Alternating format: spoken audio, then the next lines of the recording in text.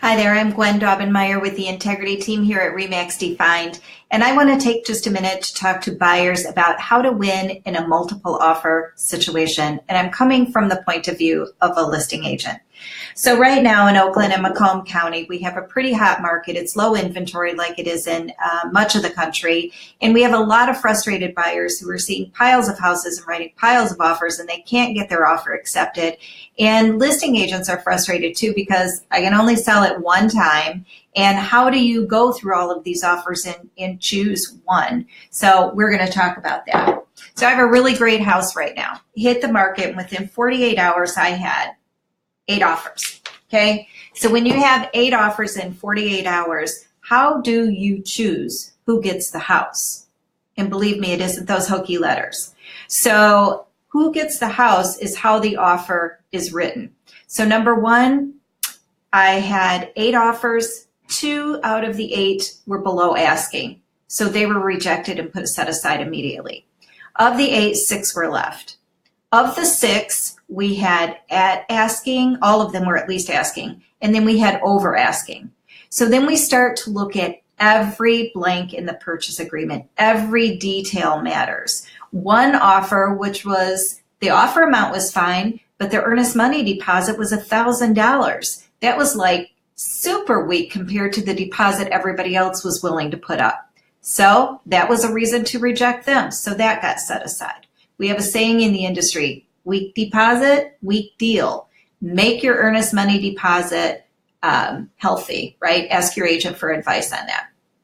Secondly is possession. So here in Michigan, we are an occupancy after closing state, which means that the seller can rent back from the buyer during occupancy period. In this case, my seller had requested 30 days after closing so they could go find something else to move into, and they're renting back from the buyer. So that is important to them. 2 of the offers wrote 15 days instead of 30, but both of the agents, when they submitted their offer, said to me, listen, the buyer could deal with 30 days, but they wrote 15, hoping that that's acceptable, but they don't want to lose the house based on the 15 days. So if that's going to be a deal killer, just counter it, send it back, and they'll agree to it. No. We have 8 offers that's sitting on the table that have done their due diligence. Your offer needs to be acceptable as written. Healthy deposit, the most you're willing to pay. Give them the days of the occupancy that the seller's asking for if you can deal with it. Those are all things that are beneficial. Other things that you can do without putting pressure on the appraisal by always raising the offer amount is you can exclude the appliances and offer them cash to buy them outside of the sale. So that's cash in the seller's pocket. That would be an advantage. Another thing you can do is offer to pay the seller's portion of the title insurance. Cash in the seller's pocket, no pressure on the appraisal. You can also offer them free rent for those 30 days, right? So it's cash in the seller's pocket, but no pressure on the appraisal. The thing that does put pressure on the appraisal is the offer amount. And let's talk about that for a minute. So of the 8, 3 of them were above asking. So as a listing agent, I want you to understand that my job is to get the seller the most money. But it has to appraise for the full offer amount. If the appraisal is short, the mortgage probably will be declined, or it's in violation because we have most appraisal clauses in our purchase agreements that the house has to appraise for the offer amount, right?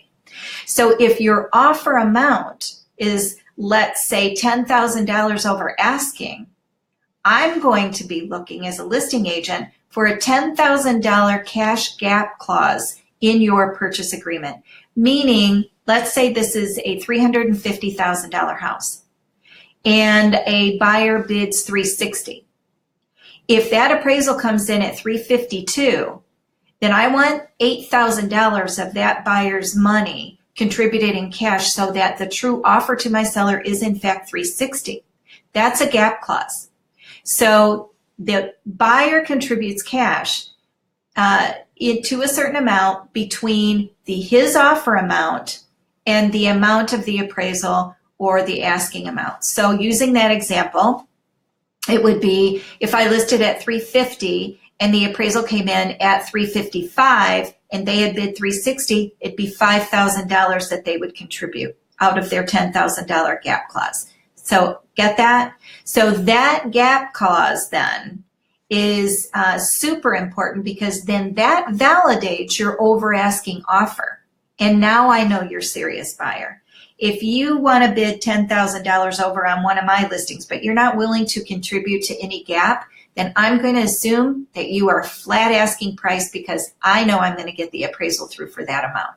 And that's what your offer is going to be considered as. So I hope this helps you win in a multiple offer situation and sort of see it from the listing agent's point of view and position yourself as a buyer to win in those multiple offer situations. We obviously our buyers win many of our multiple offer situations because we think out of the box, we use those tips, and we win. I hope you find that helpful. Have a great day.